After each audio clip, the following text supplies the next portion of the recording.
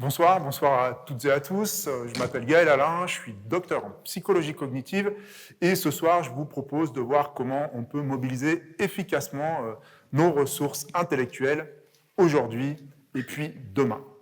Alors pour commencer, je vous propose un petit exercice étrange. Je vais vous demander, s'il vous plaît, de vous lever.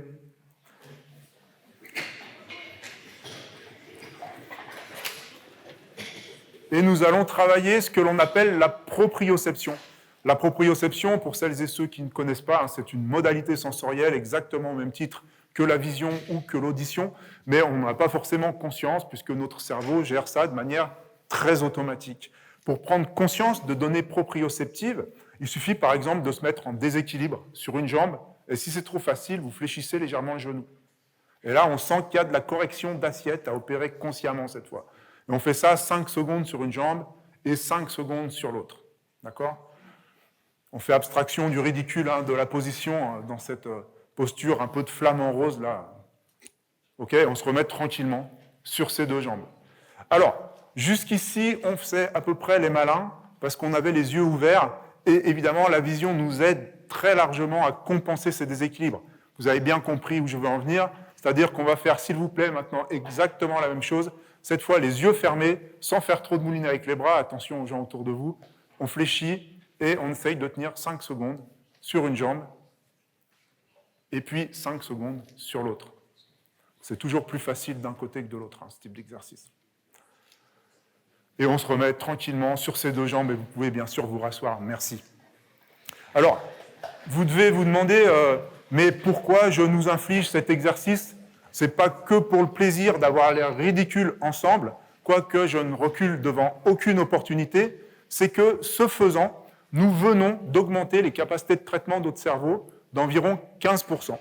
Ce petit exercice, issu d'une posture de yoga que j'ai adapté et je l'ai fait tester dans un laboratoire montpelliérain qui s'appelle Epsilon. Verdict, des groupes d'étudiants à qui on demandait de mémoriser des séries de consonnes de plus en plus longues. Voilà, ils sont capables d'en mémoriser 7, c'est un résultat tout à fait traditionnel en termes de mémoire. Après avoir fait le flamant rose, là, ils passent à un petit peu plus de 8 quand on compare les performances à des gens qui étaient restés statiques entre les deux phases test. Bref, 10-20 secondes d'exercice et 15% d'augmentation de la capacité à manipuler mentalement des informations. Ça vaut vraiment le coup, en tout cas, de ne pas se dispenser de ces 15%-là pour faire face aux engrenages de l'avenir, puisque c'est la thématique de la soirée. Alors, quand je parle d'avenir, je ne parle pas forcément d'un avenir très très lointain. Je crois qu'aujourd'hui déjà, ça n'a pas dû vous échapper, nous vivons dans un monde hyper connecté, et ce n'est pas les gens qui vont regarder cette session sur Internet qui vont nous dire le contraire, et on vit aussi dans un monde ultra collaboratif, non ? Vous êtes au courant ? Il faut collaborer aujourd'hui. On a des lieux comme celui-ci pour collaborer, on a des outils pour collaborer, bref, on collabore. Et la question que j'ai envie de poser, moi, ce soir, c'est de dire, ouais, chouette, on collabore, mais finalement, quand est-ce qu'on bosse ? Qu'est-ce qui nous reste comme moment pour traiter le fruit de tous ces échanges et de toutes ces interactions ?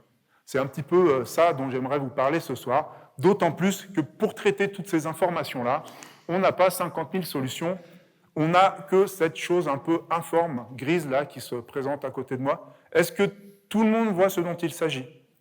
Ouais ? Non, il y avait des prérequis pour participer à la session. Il faut un minimum d'équipement, sinon je ne peux rien faire pour vous. C'est bon ? Tout le monde là, ouais ? Un cerveau d'Homo sapiens, dans sa version fin 2026, chez l'adulte, c'est à peu près 1,5 kg et 1300 cm3. J'essaye de vous apercevoir dans la salle, ça semble être le cas à peu près pour tout le monde. Voilà, 1,5 kg, 1300 cm3, mais surtout, ça fait 200 000 ans que c'est comme ça. Ok ? Et il y a 200 000 ans, il n'y avait pas d'école nationale supérieure des arts et métiers pour faire un petit clin d'œil à nos hôtes et aux organisateurs de cette soirée. Il n'y avait pas de conférence TEDx. Donc, il n'est pas aberrant de penser qu'aujourd'hui, notre cerveau est un petit peu dépassé par ce qui lui arrive, en tout cas très largement saturé. Ce que je vous propose de voir ensemble, c'est comment finalement on peut reprendre du contrôle sur ce qui nous arrive et comment on peut aider nos neurones à faire face à ce monde trépidant. Alors la première chose, ça va être peut-être de perdre l'illusion que notre cerveau serait capable de faire 36 000 choses en même temps. C'est physiologiquement pas possible. Et la deuxième, c'est de pratiquer ce que j'appelle, moi, l'écologie mentale, c'est-à-dire d'essayer de remettre un petit peu en adéquation la quantité d'informations que j'aimerais être capable de traiter d'un côté avec celle que mon cerveau est réellement capable de traiter de l'autre. Et on voit que le delta fait un petit peu mal. On a tendance tous à se voir un petit peu plus beaux que nous le sommes réellement, ou en tout cas un peu plus performants intellectuellement que nous le sommes réellement.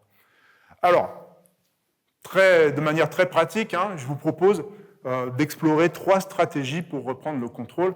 La première va consister à pratiquer ce que j'appelle l'art du compromis. C'est d'être très rigoureux et très attentif dans la manière avec laquelle on sélectionne les flux d'informations que l'on traite. D'accord ?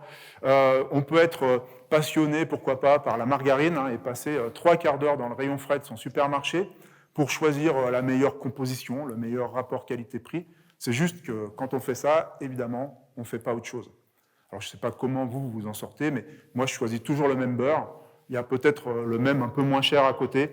J'accepte des aléas, j'accepte des erreurs sur ce type de décision en espérant allouer des ressources sur des informations qui me passionnent plus. D'accord ? Donc ça, c'est la première stratégie. La deuxième stratégie va consister à essayer de fabriquer une bulle de concentration et notamment de travailler dans des séquences durant lesquelles nous ne disposons que des informations dont nous avons besoin pour notre dossier du moment, par exemple. Il faut aussi se méfier très largement des interruptions. D'accord ? Ces bulles de concentration, ça doit être des moments dans lesquels on n'est pas interrompu, qui par une notification, qui par un collègue qui nous tape sur l'épaule, parce qu'on passe énormément de temps à reprendre les choses là où on les avait laissées avant d'avoir été interrompu. D'accord ? Donc on fait du surplace pendant ce temps-là, donc il faut qu'on soit très exigeant sur les conditions dans lesquelles on travaille. Et puis, troisième et dernière stratégie, qui vont être associées à la régénération, qui va être associée à la régénération de nos neurones et qui est en lien avec le kilo et demi de notre cerveau d'Homo sapiens.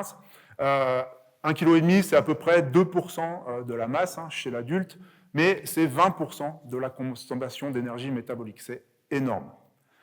Plus surprenant encore, parmi les 20% d'énergie consommée par notre cerveau, il y en a une énorme partie qui est consommée à des moments où on n'est pas en focalisation intentionnelle, c'est-à-dire que notre cerveau consomme énormément d'énergie à des moments où on le laisse tranquille, des moments qui sont proscrits, évidemment, dans le monde très productif dans lequel nous vivons.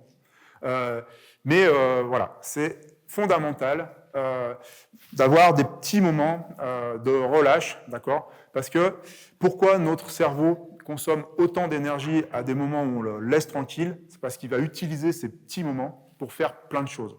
Il va utiliser les moments de relâche intellectuel pour digérer des émotions. Il va utiliser ces moments de relâche intellectuel pour faire de la mise à jour en mémoire. Ça, c'est très vrai la nuit, pendant qu'on dort notamment, mais ce n'est pas suffisant, pendant les phases de sommeil paradoxal, les phases de rêve, mais ce n'est pas suffisant. Il faut aussi que la journée, nous ayons des petits moments de relâche intellectuelle pour que les informations se structurent correctement. Et puis, enfin, il faut que nous ayons ces petits moments-là, parce que c'est aussi dans ces moments-là qu'on n'est pas à l'abri d'avoir une bonne idée.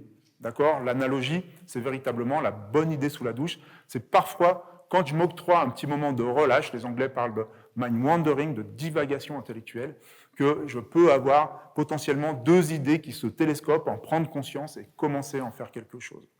D'accord ? Et ça, c'est fondamental. Dans un avenir très très proche, dicté par une surstimulation, dicté par une intelligence artificielle de plus en plus prégnante, finalement, la plus-value d'un cerveau humain, ça va véritablement être d'être capable de structurer les informations, d'être un peu créatif, et ça ne peut se faire qu'au prix de petits moments de relâche. Plus on sera stimulé, plus il faut qu'on soit capable d'être détendu. Alors, les 3 stratégies, je les reprends juste pour conclure. La première, c'est choisir très très attentivement les informations que l'on traite et surtout sélectionner également celles que l'on ne souhaite pas traiter, que l'on peut déléguer. C'est se fabriquer des petites bulles de concentration sans trop d'interruptions et enfin octroyer à son cerveau de véritables moments de relâche intellectuel. En gros, moi, j'accepte tout à fait de déléguer la conduite de ma voiture à une intelligence artificielle. J'ai aucun problème avec ça. Je sais qu'elle fera probablement beaucoup mieux que je ne le fais. Mais si c'est pour, pendant ce temps-là, être stimulé et bombardé d'informations que je n'ai pas choisies, je préfère garder le volant parce que ça sera meilleur pour ma santé mentale. Merci.